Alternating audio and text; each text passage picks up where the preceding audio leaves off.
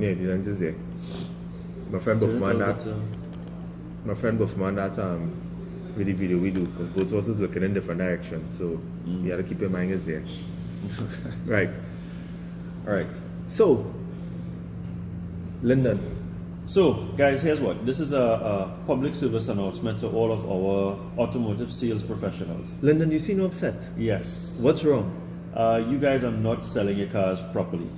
Right, especially on social media. I'm seeing a lot of you all putting the vehicles you're either using a flat image or you are showing that the vehicle has been sold, but it's not giving any awareness, any interest, it's not creating any desire, and no call to action. That is not selling. We had a discussion before we did this. I challenged you on this where I asked, but isn't showing that you sold a vehicle will be something as a call of action to somebody or something that piques the person's interest because you're showing that I'm doing something on a frequent basis because these people are posting pictures that they're selling cars regularly. Yes, but it's also not enough.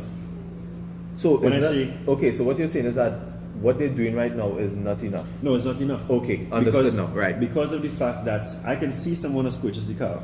Correct. But it doesn't compel me to go and buy the car.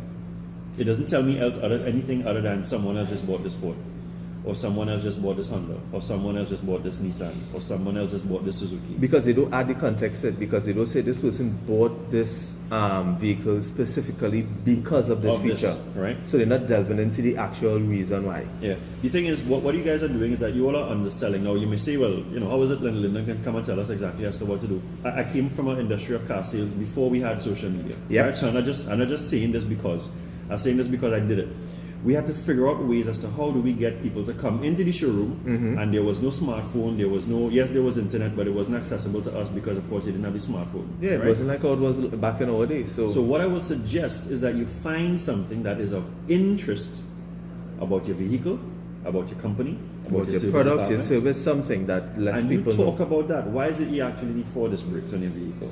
Correct. You understand? Based upon your 4 disc brakes, how that helps you in relation to the current speeding limit that you have. So my question is, should it do it individually as a team effort? Because I agree with what you're saying, because I see a lot of ads, and you know me, I love to call names. Like you see it particularly with Kia, where the Kia guys always have Instagram ads running up, but again, all they do is just literally put what the car is and what's the monthly down payment. That's correct. And my opinion with those things, like those former ads versus showing I just sold a car, are different. I get upset at those because my issue with it is that, like, I know I have to pay for a car if I'm interested in correct. it. But again, as you said, why should I buy the car? Yeah. Why should I pay $3,600 a month, $2,800 a month I'll tell you the most horrible one that I've seen, which was sometime last year. I think Massey had one where they said, you buy an extra, you get Juke free.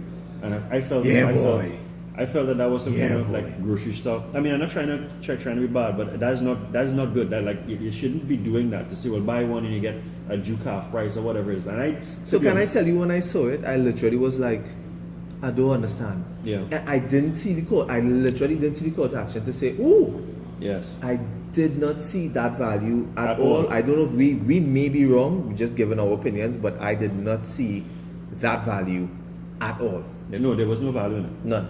You see, it's an appeal. You're going into 2 mindsets here, right? Logic and emotion, and you're trying to appeal to somebody's emotion, but of course it's a high price point, so logically they may do the match, but not everybody may jump to that. What normally catches people when it comes to automotive sales, I'm telling you all this, if you're appealing to the emotion, you need to be specific in relation as to certain aspects about your vehicle, not just how much it costs and how much you're going to be paying on a monthly basis over a 5-year or 7-year period. Correct. But what about this car is so appealing that you need to come and get this? Correct. And Jared, the good thing is that you guys have a lot of ammunition about you. A lot of those vehicles, I can come up with ideas for traveling officers. I can come up with ideas for moms, and like I was asking you yesterday when we were talking about the mom and pop, the mothers. Yeah. Why are we seeing so many women buying pickups? Talk about that. So what you need to do is reverse. So like what I would recommend, and the thing is, here's what I'll do. Here's what I recommend. I think for any industry, because this doesn't only apply to automobile sales, what you need to do is look at your buying history. So if, for example, you're trying to push more pickup sales because the commission is higher, you need to look at who bought the pickups last time. So if it's only female ages 35 to 40, you could run an Instagram ad or Facebook ad specific to that, saying, listen, women ages so and so are running and picking up the Ford Ranger, or running and picking up the Honda CRV, or running and picking up a Mini Cooper, running and picking up the Mitsubishi Lancer, or buying insurance, or taking this particular phone, or any product or service because of this particular feature when we ask them. And they directly appeal to your audience. It's way more narrow and they get a faster response and a higher success rate. So I think what Linda and I are saying overall is that don't look at things as face value. Don't look at things because in essence, and they've said it with sales industry, and sales particular automobile, they don't want to be an order taker. Yeah, correct. Where somebody just walks in and says, I'm interested in a car. You have to find that little bit of value.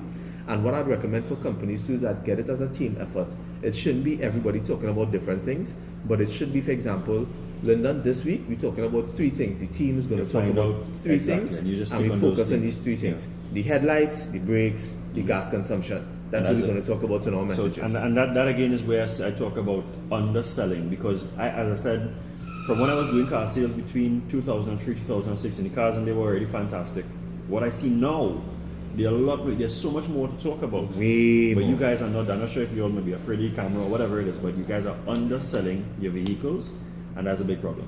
Yeah, but you don't need to actually be in front of the camera.